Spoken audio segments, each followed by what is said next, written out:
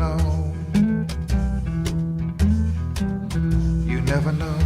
All right, hey folks, this is David Olney, and this show is You Never Know, and it's coming up on the 4th of July. Bang, bang, boom, boom. Oh, say, can you see? Okay, what happened? Played a private show called the Nashville Field Trips in Mount Juliet, Tennessee this weekend, courtesy of Ron Bell, a.k.a. Antsy McClain. Interesting guy, really good visual artist, and he's a songwriter, and he does all kinds of stuff. So that was nice. Did it with Dan, and yeah. Okay, coming up, Independence Day. Boom, boom, bang, bang, yeah, yeah, yeah. Coming later this summer, new music. The new studio album is called This Side or the Other. Keep your ears open for pre-orders opening up soon. Appreciate your support of the arts. Yeah, okay. Off the road until mid-August.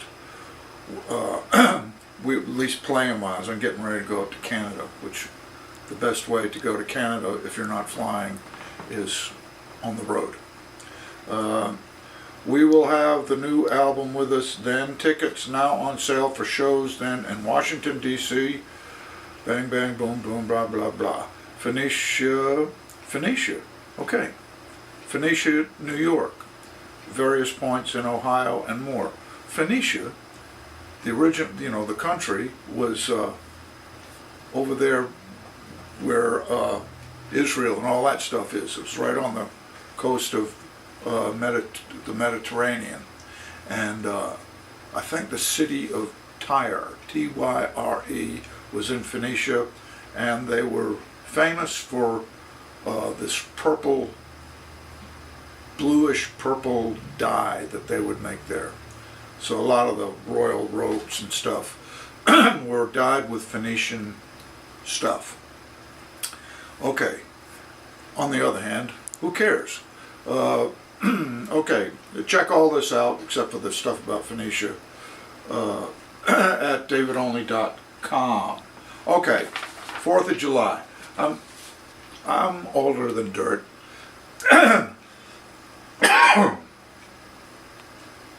And one of the things in my memory bank of being in Nashville was the 4th of July in 1976. And that was like the bicentennial. It was built up to this big, wow, the bicentennial, get firecrackers, bang, bang, boom, boom, all that stuff. Except that Watergate had been very recent and was just this low point. And Jimmy Carter got elected, that would be later on in 76. It was just the oddest 4th of July that year. Seemed to me it was this, the people are going to go out and do their 4th of July thing, but there was this other undertone that was very strange. And also I can remember, Vietnam and how that tore the country up, plus civil rights era. I can remember all that stuff. And it was very divisive. But it's nothing like what's going on now. So it's enough said on that. All right, so I wanted to play a song. I figured out, I guess it was Sergio was telling me, one time we were driving someplace, he said, do you ever dream about some animals? And I went, I don't think so. It says, according to some tribe of Native Americans, if you dream about an animal, it's the animal that you have this special affinity to. And the animal songs to me are like dreams. They're kind of these things that pop out of your unconscious, and a lot of times you don't really know why they do. So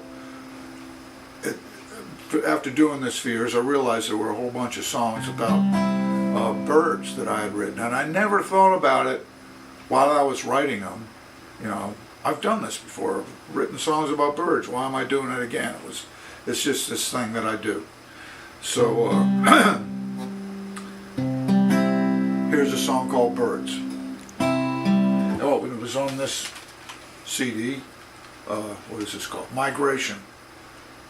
And I did that over at Rob Earle's studio. It was really fun, and maybe you check it out. All right. Birds.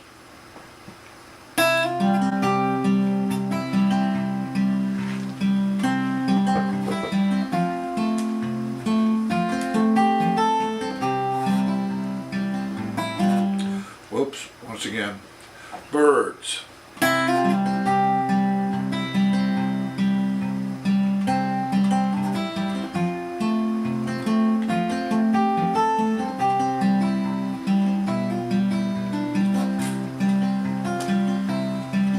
All the Maryland thrush by the Chesapeake Bay sings through the night and never by day.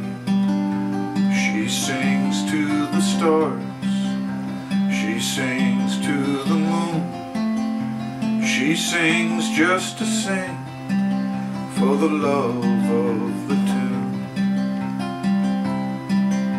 The lowlands are known for the brown speckled wren. If she trusts you, she'll fly up and perch on your hand. She'll sing you to sleep, she'll watch while you dream. She's the prettiest bird I ever have seen.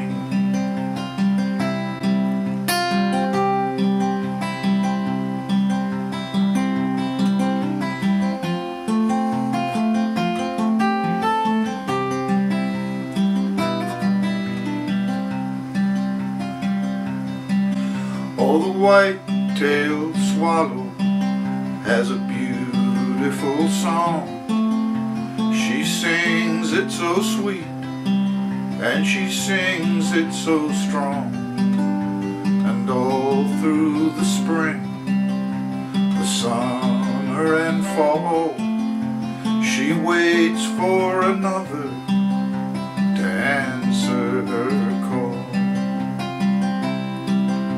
The Cumberland bluebird lives in these hills. The sound of her song, it can give you the chills.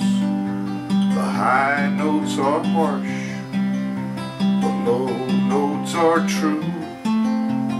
High, low, and lonesome, the song's always blue.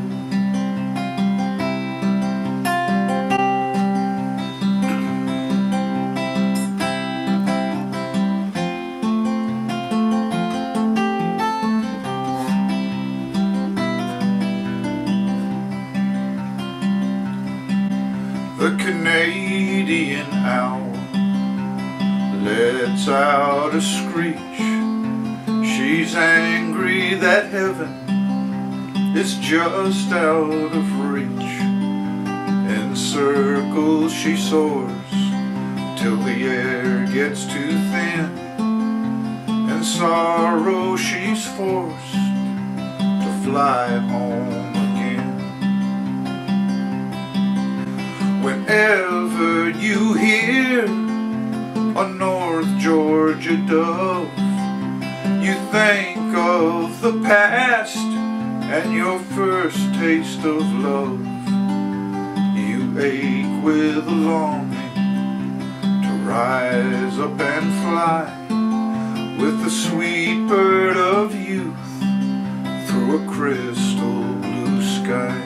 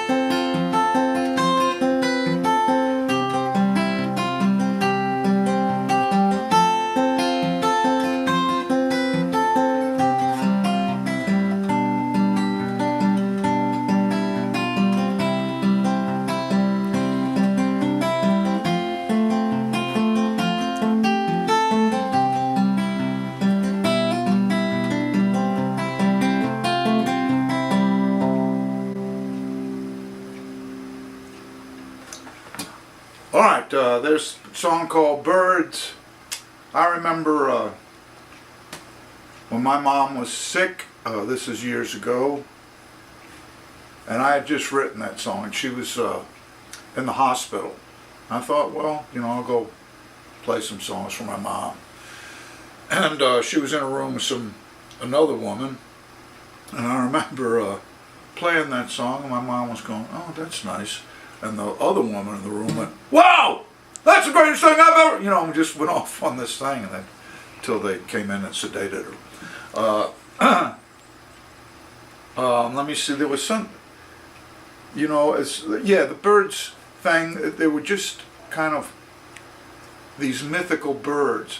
When I'm doing these haiku things, haikus on wood, I don't know if I blabbed to you about that, but anyway, the ones that I did always had a bird in it. It was kind of a mythical bird who was observing life and saying these haikus, which I suppose is sort of strange, but not to me.